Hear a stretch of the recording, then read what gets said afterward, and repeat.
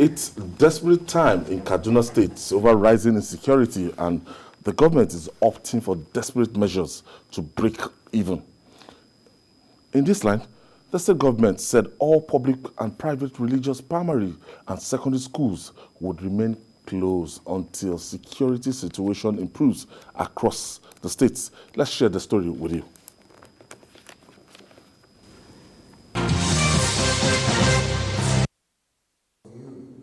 The spate of insecurity in northwest Nigeria and the recurring attack on schools is posing threats to education and the lives of innocent students in the region. At least 7 schools in Kaduna State have been invaded by gunmen in 2021, and hundreds of students abducted for ransom. Others were gruesomely murdered. Kaduna State government has insisted there will be no form of negotiations with bandits, but it says efforts are underway to wipe them out. A joint team of security operatives are currently carrying out brutal offensive against these enemies of peace. The State Ministry of Education has taken the advice of heads of security agencies to shut down schools in the state due to these ongoing operations. Government will not tolerate a situation where lives of our students, pupils, teachers, and other critical stakeholders in the education sector to be put in danger. The military, the police, and other security agencies are still carrying out operation against bandits across the states. No school, either public or private, Islamia or non-Islamia, is safe. Of course, we are very much aware. We know some local governments or some areas are more vulnerable than others, but to be on the safe side, we said all schools should close down. The authorities say defaulting schools would not be spared. Students writing their final exams have been relocated to safer environments within the capital city. So we cannot risk the life of any person by any arrangement. For somebody to continue to open school, we have tolerated that before, we will not tolerate it in future. If any school is found violating this, certainly the school will face the wrath of the law. The academic calendar for schools in the state will also be reviewed to ensure that all schools resume at the same time. The decision to close down schools, according to the Kaduna State government, was made in overall public interest. The authorities say measures are being put in place to ensure the students continue learning while at home. Lupe Asong, TVC News, Kaduna.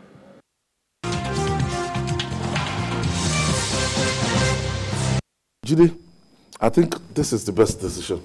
It is. Once those children are kidnapped, abducted, we have no way of recovering them. We have no way of rescuing them. Some of the ones that we announced were rescued are usually children who escaped. Yes, like these Bethel students. Some of them will be sent on errands. They will now use the opportunity to escape. You know, boys now, they will escape. They just take their chances. The son of the chairman of CAN in Kaduna was one of those who was abducted at that Bethel school. The boy ran away. So a few of them escaped. The same way with... You know, they can, as young men, they're very adventurous. Those little boys are ready to... Don't damn the consequence. If you are shooting. Even the Brennan Yauri too, some of them just decided to run away. Not that there was a military operation. Yes, when they want to report it, you just... Those that they will report, you will read that Army, police rescues... that is for the gullible. Because even the person who was rescued... 4 out of 100. The person who was rescued, I can talk to the person. So I don't have to rely on you to tell me lies. How could you rescue one person and leave others? How did you do it? Or 4 out of 100. The question to ask, but we have a generation of journalists who don't ask questions anymore. The question to ask, how did you rescue one person out of more than 100? How did you manage to do it? To single him out. You see, when and they also tell us that no ransom was paid. You remember the case of even those forestry students? One boy was very ill, so the bandits didn't want him to die in their hands. They told him to go. We then read that he was rescued by the army. Whereas when the boy was walking out of that area, he saw some soldiers, he told them that he was released, and then they led him to somewhere where he was kept. The same boy was forced to come out to say, no, they didn't rescue me. Remember the case of Oyo State where the police in Oyo claimed that they rescued people, and the husband of the woman paid 6 million. Yeah. He was angry. We had to come here to say that no, this person paid 6 million and you are claiming that you rescued. So let us, that's why I support what has happened. This is something that we called for before. This is something that Borno State has done. You won't hear that they kidnap students in Borno State. They've moved them from dangerous areas to the state capital. So this is what we can do, because once they are kidnapped, you have no means of rescuing them. I think this is the way to go, because when you look at Kaduna State, it's like Governor Nasir El-Rufai is now helpless. Yeah, it's and even in Niger State, people and Ikebi, people that they've abducted 1 month, 2 months. They are still there. 150 of them from Niger. Kaduna and Niger are really pathetic, and I think I even read about a commissioner that was kidnapped. Information. They went to his house to grab him. They went to pick him in his house, I think yesterday. Not on the roadside though. In Niger. So it's really becoming serious, and I think it's the best decision taken by the Kaduna State government on the advice of the security agencies that pending when we can beef up security, although it has implications because great implications, but like it's better for them lives for to be alive than to claim to be want to do NECO and the WAEC by force, because now you have to be alive first. You have to be alive first before you can talk about NECO and WAEC. So they will be missing out in NECO and also the school calendar is altered. So, but I think the school calendar can be altered. I mean, while government makes adequate plans to move those who are in the outskirts to the city centers and probably beef up security there and increase strategy and logistics. Before we go today, we have a shout out. Honorable Olulade. Let's congratulate Elenio, a former member of the Lagos House of Assembly, Honorable Segun Olulade, who turned 50 on Sunday. Yes, and we went there to rejoice with him. And Moriah Afolabi Brown thought that she could defeat me in a dancing competition. He challenged me, and I'm not someone who box at a challenge like that. So producer could get that clip. Moriah, try it again. You'll be defeated again. Shogolula, Elenio, amazing person. The number of people that turned up for him. Yeah, fantastic guy. Unfortunately, I missed that party, but I've sent my shout out to him. We wish him a very glorious 50th birthday, and we welcome him to the club. I mean, he has joined us. Yeah, he has joined us in the club. So we welcome to the fold. Yeah. And ultimately, we pray that God will grant his heart's desire. Yes, because he's a good politically man. And everything. Yeah. He's a good man, and it shows. When you see a good man, you know. He's a good man. We respect him for that, and we wish him many more years in a happy Nigeria.